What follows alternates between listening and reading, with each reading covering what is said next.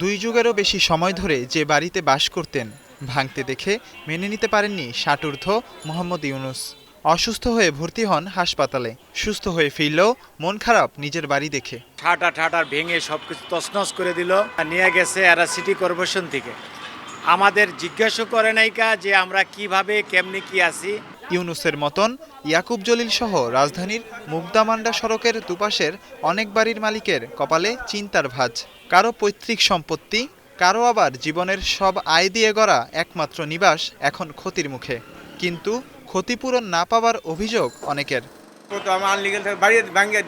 আমাদের কোনো আফসোস নাই, কিন্তু এমনি না কাজপত্র না দেখে আমাদের বৈধ বাড়িঘর ভাঙ্গা আমাদেরকে রাস্তায় বসা দিতেছে। কাগজপত্র সবকিছু আপডেট, আমাদের লাইসেন্স পত্র, জমির দলিল, কর ট্যাক্স সব দিয়ে আমরা আসতেছি, বিদ্যুৎ বিল সবকিছু দিয়ে আসতেছি।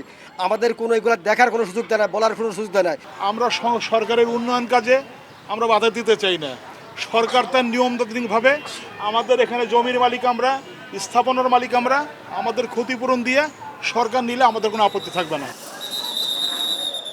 তবে এসব অভিযোগের পরও অভিযান চালিয়েছে ঢাকা দক্ষিণ সিটি কর্পোরেশন। মঙ্গলবার দুপুর থেকে রাজধানীর মুগদার প্রধান সড়ক বিশ্ব রোড থেকে মান্ডা এলাকার হায়দার আলী উচ্চ বিদ্যালয় পর্যন্ত সড়ক সম্প্রসারণের জন্য তৃতীয় দিনের মতন ভাঙা হয়েছে সড়কের পাশের স্থাপনা। আর তাই স্থানীয়দের দাবিতেই করা হচ্ছে বলে দাবি করেন দায়িত্বশীলরা। এটি মুগদা এলাকার জনগণের দীর্ঘদিনের দাবি। সেই দাবির প্রেক্ষিতেই মাননীয় মেয়র মহোদয়ের নির্দেশনায় আমরা রাস্তাটি প্রশস্ত করার জন্য নকশা অনুযায়ী চিহ্নিত করি এবং ভবন মালিকদের আমরা অনুরোধ করি সেটি রাস্তা সম্প্রসারণের অবৈধ অংশটুকু সরিয়ে নেওয়ার জন্য। এটি তারা আসলে দীর্ঘদিন থেকে অবহিত, 4 বার তাদেরকে নোটিশ দেওয়া হয়েছে। যাদের যাদের কাগজ আছে সঠিক এবং অনুযায়ী রাজুকের নকশা অনুযায়ী তারা মন্ত্রী এবং মেয়র মহোদয়ের কাছে আবেদন করবে, কোনটা বিবেচনা করবে। বর্তমানে সড়কের প্রশস্ততা গড়ে 17 ফুট, যা বাড়িয়ে করা হবে 40 ফুট।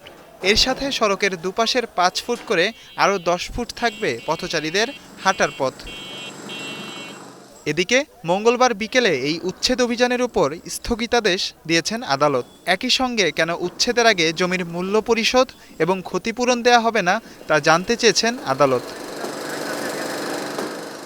মাঝার ইমন, এখন, ঢাকা। সানবিট সব দিবে সামাল। সানবিট ম্যাজিক প্রেস ডিশওয়াশিং এর মাথা ঘোরানো সলিউশন।